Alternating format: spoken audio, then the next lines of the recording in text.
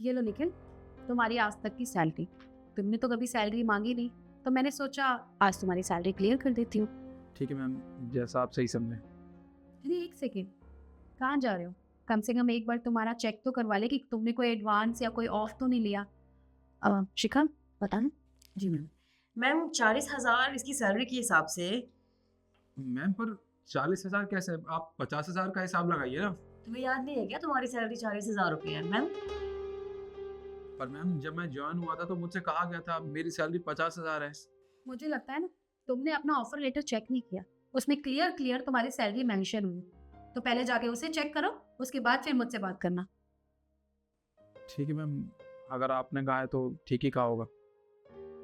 Next. तो ma'am 4 महीने के हिसाब से इसके बनते हैं 1,20,000 रुपये। और मैम उसमें तो संडे के पैसे भी कटेंगे। तुम्हें पता है ना संडे के पैसे कटते हैं? संडे? पर संडे के पैसे कौन सी कंपनी काटती है? ऐसा तो मैंने कहीं भी नहीं सुना। बल्कि कंपनीज में तो 2-2 दिन की छुट्टी होती है, सैटरडे और संडे। आप इस कंपनी में मुझे 1 दिन की छुट्टी दे रहे थे और उसके भी आप पैसे काट रहे हो।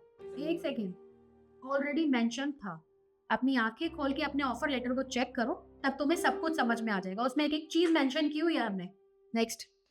और मैम 4 महीने में 16 संडे और इसकी 8 छुट्टियां भी आती हैं, तो उनके पैसे भी कट होंगे। पर मैंने 8 छुट्टी जानबूझ के नहीं ली थी। आपको तो पता है ना मैम, मेरे पापा की तबीयत बहुत ज्यादा खराब हो गई थी, इसलिए मैंने 8 दिन की छुट्टी ली थी। और छुट्टी लेने के बावजूद भी जब मुझे फ्री टाइम मिलता था तो मैं वर्क फ्रॉम होम करता था। मैंने एक भी दिन ऐसा नहीं हुआ कि मैंने काम ना किया हो। अच्छा, तुमने मुझे बताया था कि तुम ऑफ पे हो? नहीं ना, अपने मैनेजर को बताया था। तो फिर उससे बात करो इस बारे में। और क्या कहा तुमने? कि तुमने काम किया था। वो मैंने तुम्हारा काम चेक किया था, तुमने सारा काम गलत किया था। अरे उसे ठीक करने में मुझे पूरे 2 दिन लग गए थे। तो वो काम मेरे किसी काम का नहीं था। नेक्स्ट।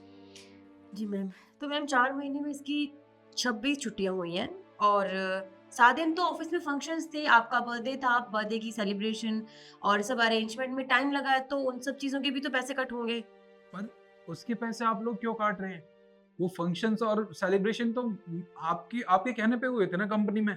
मैंने तो नहीं कहा था ये सब करने के लिए। और मैं तो उन फंक्शंस में आया भी नहीं था मैम। मैंने अपने घर बैठ के काम किया था तब भी।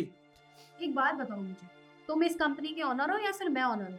जब मैंने पूरे स्टाफ पूरे ऑफिस को ऑफ दे रखा था क्योंकि ऑफिस में एक फंक्शन था, तो तुमने उस बीच में काम किया है, तो वो हमारी प्रॉब्लम नहीं है। तुमने अपनी मर्जी से काम किया है, तो उसके तुम्हें कोई पैसे नहीं मिलेंगे। समझ में आए?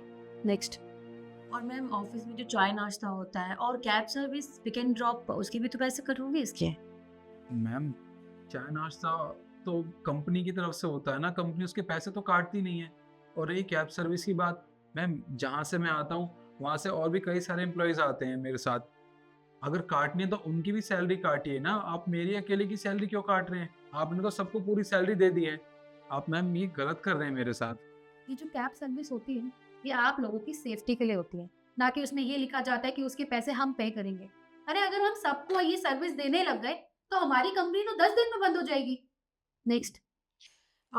मैम लास्ट इसने अपने भाई के फीस के लिए आई थिंक कुछ एक्स्ट्रा पैसे मांगे थे आपसे, तो वो भी तो पैसे कट होंगे। मैंने तो कभी अपने भाई की पढ़ाई के लिए पैसे एडवांस लिए ही नहीं और किसी भी काम के लिए नहीं लिए हैं। पर आपको क्या लग रहा है मैं एडवांस पैसे नहीं लिए? आप मेरे पैसे क्यों काट रही हैं? अच्छा, तुम पैसे लेके भूल सकते हो, लेकिन मैंने पैसे दिए ना, तो मुझे बहुत अच्छे से याद है। तुमने खुद कहा था कि तुम्हें अपने भाई का एडमिशन कराना है, और तुमने लेके गए थे और मैंने तुम्हें दिए भी थे। तो मुझे बहुत अच्छे से याद है। पूरा हिसाब करके बताओ इनका कितना रह रहा है।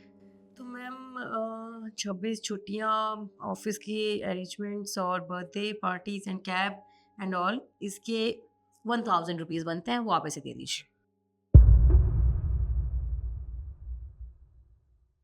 ये लो निखिल, तुम्हारे 1,000। ठीक है मैम, थैंक यू।